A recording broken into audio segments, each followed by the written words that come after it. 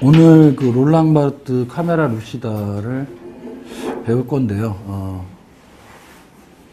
이 책은 되게 짧게 한 100페이지 정도, 중간에 뭐 이렇게 사진들이 삽화가 돼 있으니까는 한 120쪽 정도 될 건데, 하여튼 실제로 분량은 많지 않아서 한번 읽어보셨으면 하는 그런 바람이에요. 혹시 아직 못 읽으셨으면은 한번 읽어보면 하여튼 묘한 감정을 좀 느끼게 됩니다. 제가 한 5번 정도는 읽은 것 같은데, 꽤 오래전부터 읽었었는데, 읽을 때마다 하여튼 매번 좀 새롭게 다가온다고 할까? 하여튼 어렸을 때 읽었을 때하고, 또 이 수업을 위해서 다시 읽어보니까, 그때 그 감정이랄까? 읽은 다음에 어떤 소외가 좀 많이 남다르다. 하여튼 그런 게 많이 느꼈고, 좋은 책입니다. 좋은 책이고,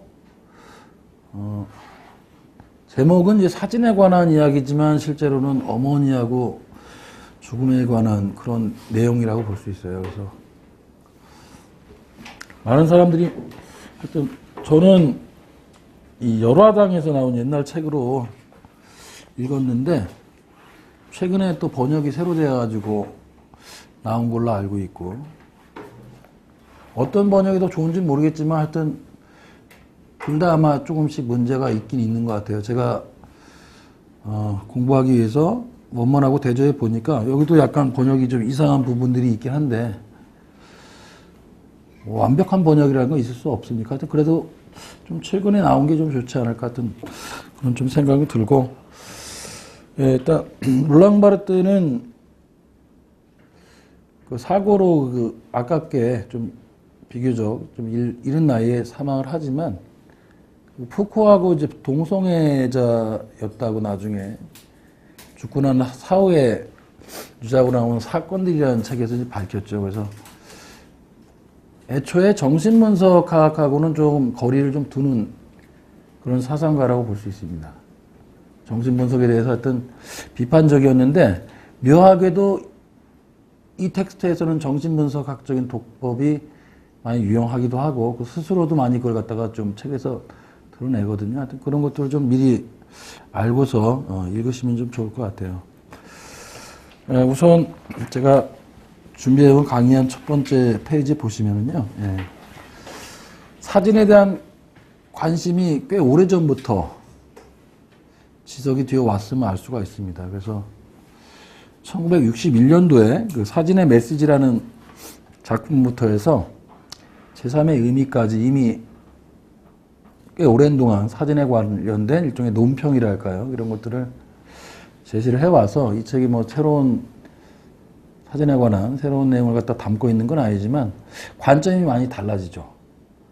그러니까 초창기의 작품들은 이제 구조주의적인 관점에서 사진에 관해서 논의를 합니다. 그래서 사진이 갖고 있는 의미, 이것들이 어떻게 생겨나고 또 그것이 어떻게 이데올로기에 봉사하는가, 이런 것들 가지고 이제 비판적으로 이제 사진 이미지를 논을 하죠. 그래서 가장 대표적인 게 64년에 쓰였던 그 이미지의 수사학이라는 책, 논문이죠, 논문.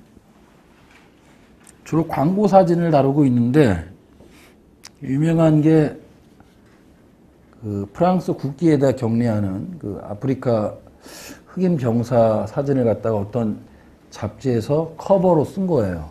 그걸 보고서, 그걸 아마 이발소에서 봤다고 그러는데, 그 사진 이미지가 전해주는 게 어떤 것일까. 그 당시 이제 알제리하고 프랑스가 이제 전쟁을 하고 있었는데, 알제리 측에서는 이제 식민지에서 독립하기 위한 일종의 독립전쟁이었을 거고. 근데 알제리 독립전쟁에 같은 식민지, 제국주의 압제를 받던 아프리카 병사가 프랑스 국기에 격리를 하고 있었다. 이게 시사하는 바가 굉장히 크다는 거죠. 그러니까 쉽게 말하면 우리가 하는 제국주의 너희들한테 나쁜 게 아니라는 겁니다. 쉽게 말하면. 그러니까 그런 내용을 전해주기 위해서 이렇게 실었던 그 커버 사진을 가지고 이야기를 하죠. 그런 식의 독법이었어요. 그런데 이 마지막에 쓰였던 그 70년에 쓰였던 제3의 의미라고 했던 그 거기에서 이제 조금 관점이 바뀌면서 서서히 이제 구조주의적 관점을 좀 벗어나서 개인성, 개별성을 좀 강조하기 시작합니다. 여기 이제 유명한 그 영화 감독 그 에이젠슈타인이라고 있죠. 그 저난 포텐킨 만들었던 그 감독이 폭군 2반이라는 영화에서 띄워줬던 스틸컷 몇 장을 가지고 이야기를 풀어나가는데 거기서는 지금 우리가 읽어볼 카메라 루시다처럼 개체성이 굉장히 강조가 되는 거예요. 쉽게 말하면 의미를 갖다가 만들어내는 데 있어서 구조가 만든다. 이런 방식에서 이제는 개인에게 그 역할이 넘어오게 되는 거죠. 그래서 사실은 구조주의로부터 이제 70년대부터 이제 바르트가 떠나게 됩니다. 구조주의자였지만 원래 기호학자로서 구조주의자로서 대단한 명성을 누리지만 이후로부터 이제 바뀌는데요. 특이한 게 이 양반은 구조주의에서 벗어나면서 오히려 이제 현상학적인 접근 방법으로 뭐 그렇다고 현상학자라고까지는 말할 수 없지만 현상학적인 방법으로 이 글을 쓰죠. 지난 시간 우리가 멜로뽕티의 경우는 현상학자였지만 사실상 후기로 갈수록 구조주의적인 냄새를 띈다고 그랬는데 이건 이 경우는 오히려 이제 반대라고 할 수 있겠죠. 그래서 초기 연구들이 이제 이미지가 갖는 의미의 작용과 이데올로기적인 효과를 분석하고 있다. 근데 후기로 갈수록 개별 주체성이 의미에 생산적으로 개입할 수 있는가를 이제 탐구한다. 이 무디 의미라는 게 이제 제3의 의미라는 그 글에서 쓰여진 용어인데요. 예.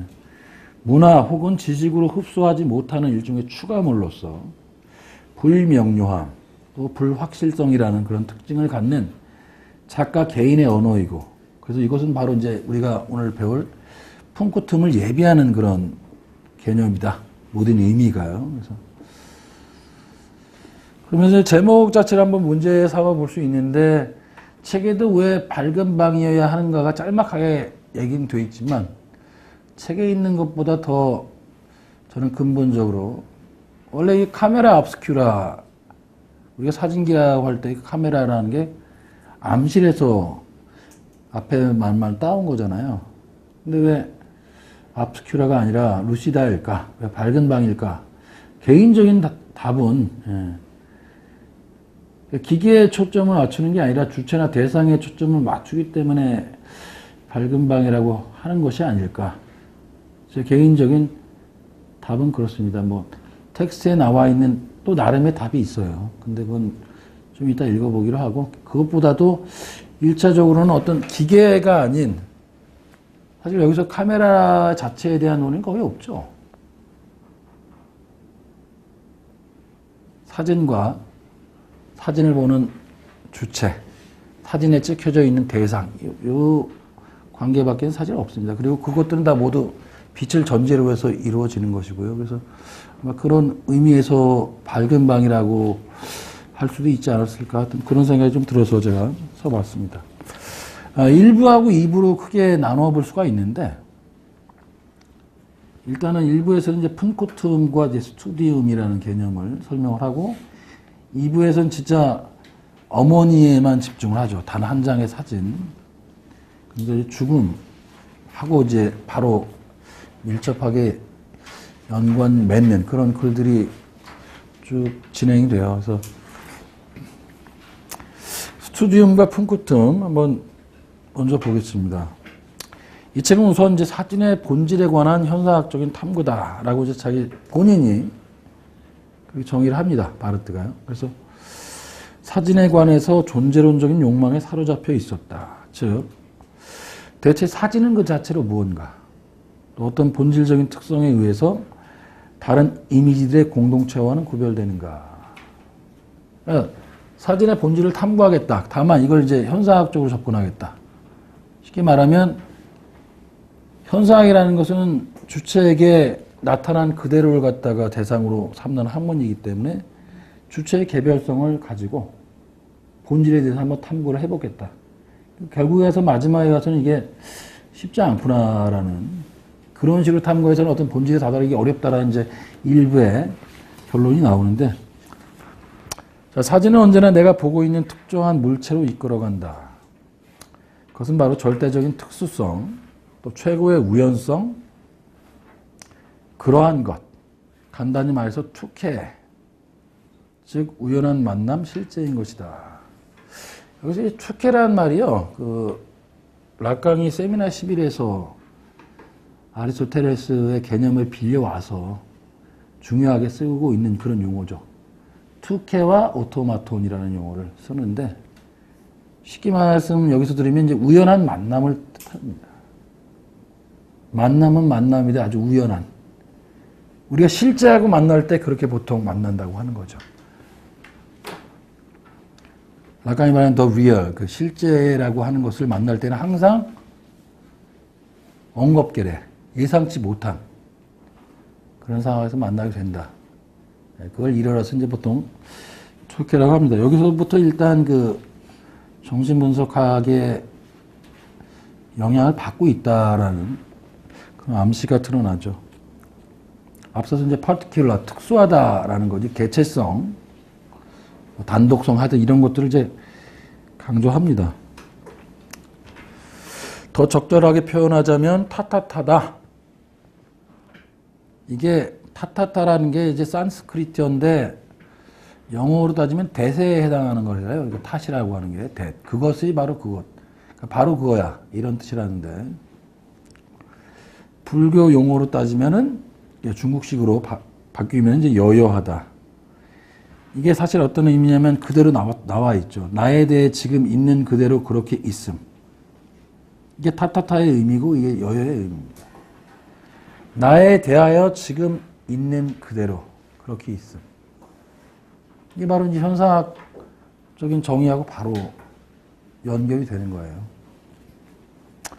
자, 이와 같은 현상학적인 접근은 바로 이제 과학성에 대한 반성이었다라는 겁니다. 원래 구조주의라는 게 그 과학적인 방법론이죠. 인문학이 그 이전에는 인문과학이라고 불리지 못했었던 이유가 뭔가 뜬구름 잡는 얘기고 불분명한 얘기를 한다. 쉽게 말하면 감정에 치우쳐서. 인문학이 과학으로 될 수 있었던 이유가 바로 그 기표와 기이 같은 것, 뭐 변별적인 자음과 모음 이렇게 나눠가지고 사고할 수 있는 그런 방식들이 도입이 된 거죠. 그 이전까지 사실 인문학을 과학이라고 보기 어려웠잖아요. 근데 보시면은 레비스트로스니 뭐 그레마스니 이런 사람들 보면 계속 도표가 나옵니다. 책들에. 이거는 그냥 뜬구름 잡는 얘기가 아니라 하나의 뭐 과학이라는 거죠. 인문학에서 사실 원래 과학의 위치를 차지할 만한 것들이 그 표방한 게 사실 그 이전에 심리학 같은 게 있었고요. 사실 그 밖에 특별하게 인문학에서 과학이라 할 만한 게 없었는데 그 구조주의가 사실은 인문학에다 이제 과학적인 방법론을 도입을 한다. 이렇게 볼 수 있는데 바로 이제 그것을 갖다가 아까 제가 떠나온다고 했으니까 과학으로 해결하지 못하는 그런 것들이 있죠.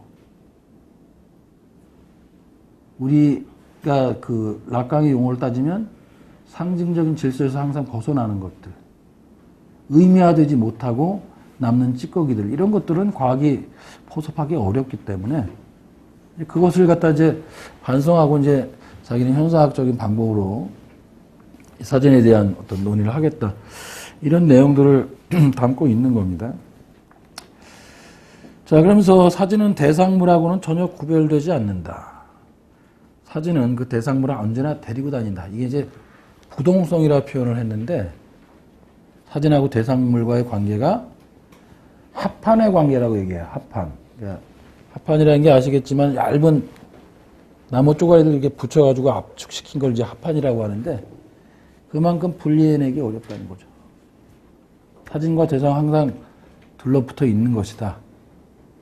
분리 불가능하다. 근데 이게 어떻게 책에는 묘사가 되어 있냐면은 아마 뒤에도 제가 잠깐 적어 놓은 것 같은데 시체하고 죄수를 갖다가 묶어 놓은 것처럼 그렇게 서로 떼어낼 수 없는 또는 두 마리의 교미 중에 있는 물고기들 어떤 종류는 항상 이렇게 같이 붙어 다닌다고 되어 있는데 그런 식으로 이제 묘사를 하는데 그 묘사도 은근히 정신분석학적인 그런 냄새가 많이 나죠.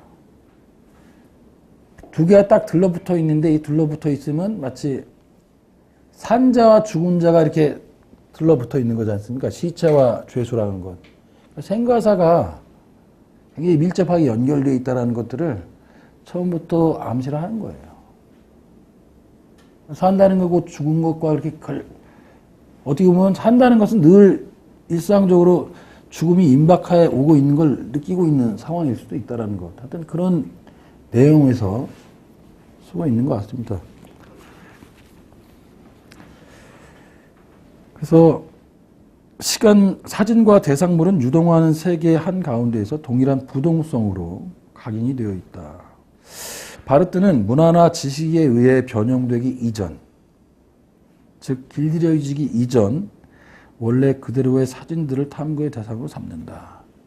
그러면 문화라든가 지식에 의해서 변형된 사진들이 바로 우리가 앞서서 얘기했던 보도사진이라든가 광고사진 이런 것들이겠죠.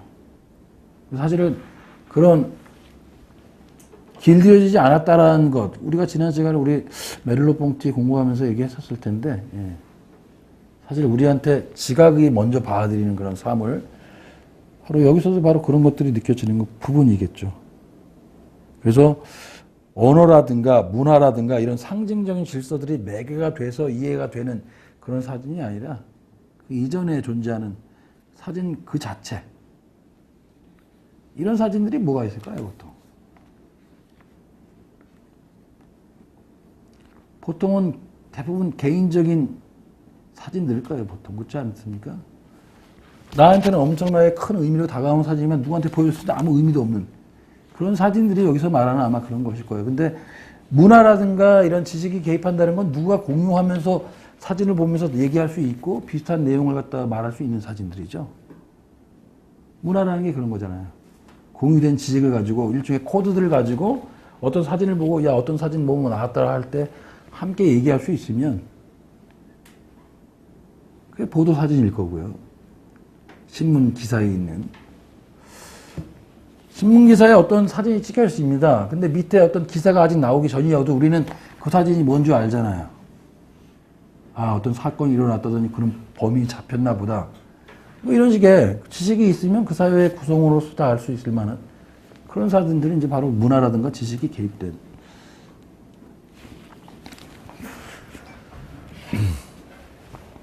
그래서 이 오직 자신만을 위해서 존재하는 그런 사진들을 자기에게만 의미 있는 그런 사진들 탐구의 대상을 삼겠다. 나의 내부에 있는 유일하게 확실한 것, 즉 모든 환원적인 체계에 대한 저항, 모든 환원적 체계에 대한 저항 이것만이 자기 내부에 있는 그 지금 현재 가장 확실한 것인데 그래서 나는 조용히 언어를 벗어난 다른 곳을 찾았다. 이 언어를 벗어난 다른 곳, 언어화되지 못하고 상징화되지 못한 아까 말씀드렸던 일종의 실제 또는 뭐 찌꺼기라고 제가 표현했던 이런 것들이 이제 바로 라칸이 말하는 사실 실제죠. 그래서 저는 이걸 읽으면서 실제에 대한 탐구일 수도 있겠다 그런 생각이 좀 들었어요. 나는 모든 사진의 매개자로서 나 자신을 선택하기로 했다. 내 자신이 사진에 관한 이제 삶의 척도다. 자신이 이게 기준이 되는 겁니다. 이게 어떤 개별성, 주체성에 대한 강조인 거죠. 사진의 본질은 보편적인 원리와 과학으로 체계화될 수가 없다. 사진은 그것을 의식하는 주체와 결코 떼어놓을 수가 없다. 그러면서 왜 대상마다 새로운 과학이 존재할 수 없단 말인가?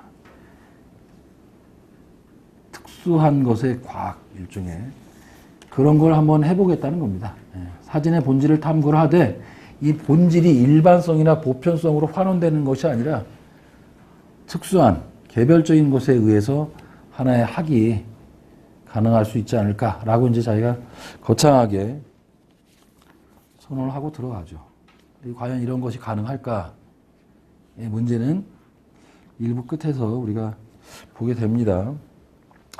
자, 사진과 죽음입니다. 처음부터 이 글은 어머니와 죽음에 관한 명상이라고도 볼 수 있다 말씀드렸는데 결국 어머니가 1977년에 사망을 해요. 배경을 말씀드리자면. 그리고 나서 바로 때 어머니가 죽자마자 이 사람이 애도일기라고 하는 일기를 쓰죠. 어머니가 돌아가시자마자. 그러니까 그리고 이게 79년도에 이 책을 쓰는데 그러면 돌아가신 지 근 2년이 넘었을 시점까지도 어머니에 대한 그 사랑이 굉장히 절절했다. 보통은 넘는. 그래서 어떻게 보면 이 사람이 그런 얘기를 하거든요. 자기가 정신분석을 좋지 않게 보는 이유는 굉장히 그 내밀한 사랑 같은 것을 병리적으로 보고 있다. 정신분석은. 물론 나중에 밝혔지만 푸꾸하고의 동성애라든가 어머니하고의 이렇게 내밀한 사랑들 보면은 이거 정신분석가가 볼 때는 문제가 있는 사람이거든요. 그런 식으로 순수한 사랑을 병력화하는 정신분석이 마음에 안 들었다고 얘기하는데 그럼에도 불구하고 굉장히 영향을 많이 받고 있습니다. 본인은. 그래서 이제 어머니가 돌아가신 후 안 다음에 이게 쓰여져서 그랬는지 몰라도 죽음에 관한 어떤 그런 내용들이 상당히 많이 담겨 있어요. 사진과 죽음. 사진 찍히는 사람이나 사물은 대상에 의해서 사출된 환영이며 스펙터, 유령이다. 유령이라는 말이 이 어근을 통해서 우선 스펙터클의 의미도 있고 동시에 스케리하다. 유령이라는 말은 당연히 무시무시함, 두려움 이런 것들이 담겨 있기 때문에 처음부터 그런 것들이 암시가 되죠. 자, 그것은 사진에 존재하는 죽은 자의 귀환이다. 사자의 귀환. 일부 첫머리부터 사실은 죽음에 관한 얘기가 계속 나오고 있어요. 사진 속의 대상은 환영이고 유령이고 그것은 죽은 자의 돌아옴이다. 자, 자기 자신을 바라보는 행위는 최근에 와서의 일이다. 사진기가 발명이 된 게 뭐 그렇게 오랜 시점이 아니었으니까. 초상화라는 것은 원래 일부 계층에만 한정된 돈 좀 있는 사람들이 자기 과시를 위해서 화가에게 맡겼던 게 초상화고 일부 서민들은 감히 꿈을 꾸지를 못하죠. 초상화를. 근데 재밌는 게 반고 같은 경우는 서민들이 쉽게 자기 초상화를 그려달라고 할 수 있었어요. 물론 반고가 유명해지기 전이지만. 뭐 방법이 뭔지 아십니까? 돈도 없는데 그냥 공짜로는 안 그려줄 거 아니에요. 와인을 갖다가 이번에 우리 제대로 된 좋은 포도로 수확해서 와인이 좋게 나왔다고. 그러면 그게 좋아했대요. 그래서 와인 좀 마셔주고 그림 그려주고. 그 사실은 그 이전에 초상화라는 건 사실은 이제 일반 서민들은 갖고 있기 힘든 거였죠. 사진이 나오면서 자기 사진을 어쨌든 사진가가 찍어주고 이 바라보는 행위가 굉장히 낯설고 사실 얼마 안 된 행위라는 얘기예요. 그 사진은 내 자신이 마치 타인처럼 다가오는 일이다. 그렇습니까? 만약에 자기 사진을 보면 이게 낯선 사람처럼 느껴지곤 하나요?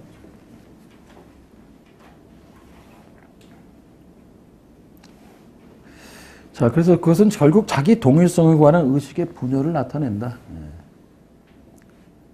낯선 것, 나와 다른 무엇이 나랑 닮았다는 이유로 동일시될 때 의식의 분열. 자, 오늘날 우리는 사진의 광기를 그런데 억압하고 있다.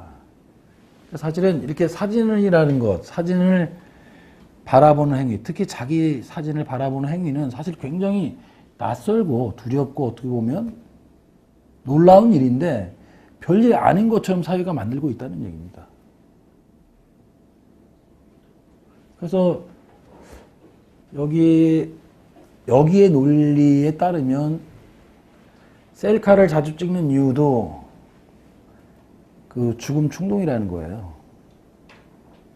여기 나와 있는 내용이 아니라, 그러니까 여기 논리에 따르면 일종의 반복 강박이죠. 계속 결국 죽음 충동을 나타낸다는 식으로 읽힐 수 있습니다. 사실은 누구나 무의식적으로는 죽음을 욕망하고 있고 사진이 그걸 일종의 대변하고 있다면 그렇게 계속 자기 사진을 찍어대는 건 그만큼 무의식적으로 이제 죽음 충동이 그런 식으로 드러나고 있다. 이렇게 볼 수 있어요. 개인적으로 볼 때는.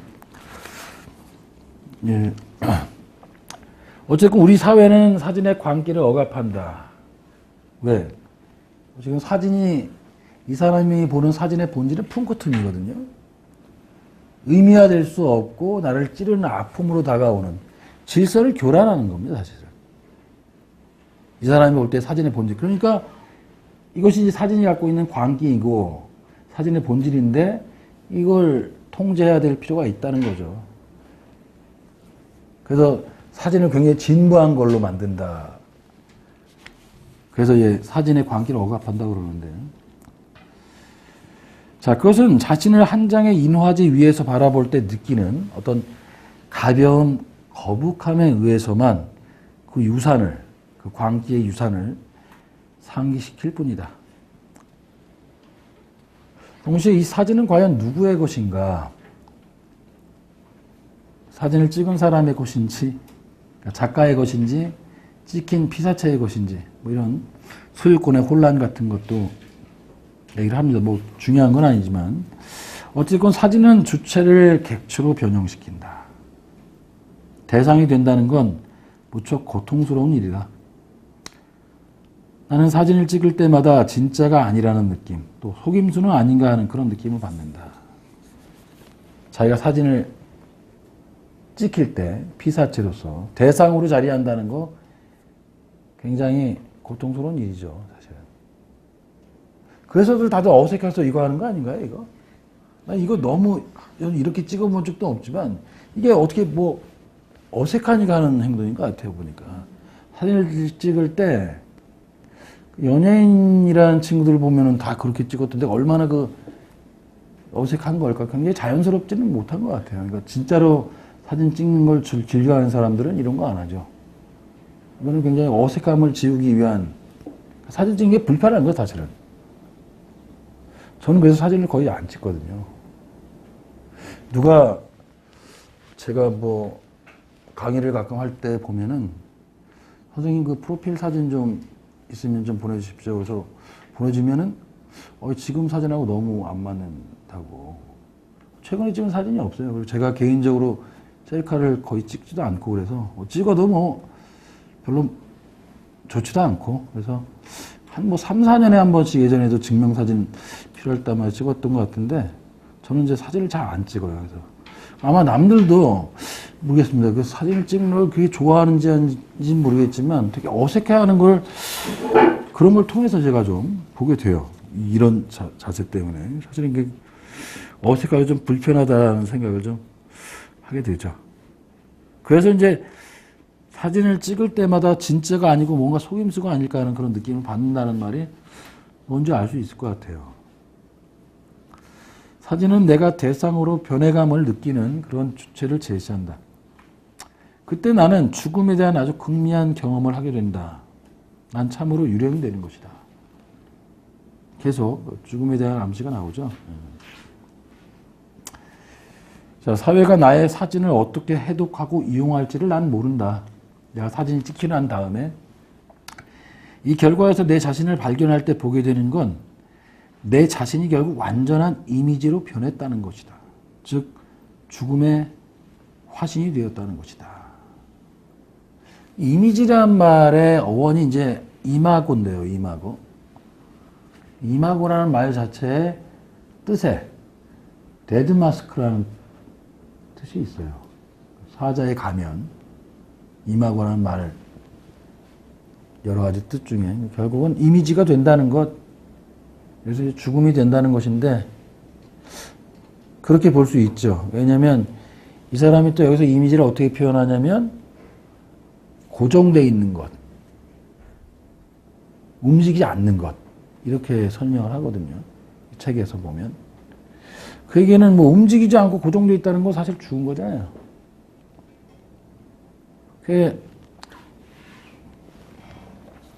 그래서 이 이미지로 변했다는 것이 바로 이제 죽음의 화신이 되었다는 것과 연결되는 이유가 바로 그런 식으로 볼 수 있을 것 같습니다. 어머니의 장례식에서 찍힌 나의 사진. 나는 그것을 나를 비방하는 책 표지에서 다시 발견했다. 자기 어머니 장례식에서 누군가 내 사진을 찍은 모양인데 그 사진을 갖다가 자기를 비난하는 책의 표지에서 그 사진을 사용했더라 라는 내용입니다. 내면성이 결여되어 있고 끔찍한 얼굴, 음산하고 아주 무뚝뚝한 얼굴. 나를 찍은 사진에서 내가 겨냥하는 건 죽음이다. 그래서 첫 번째 사진의 본질을 이제 죽음이라고 정의를 하죠.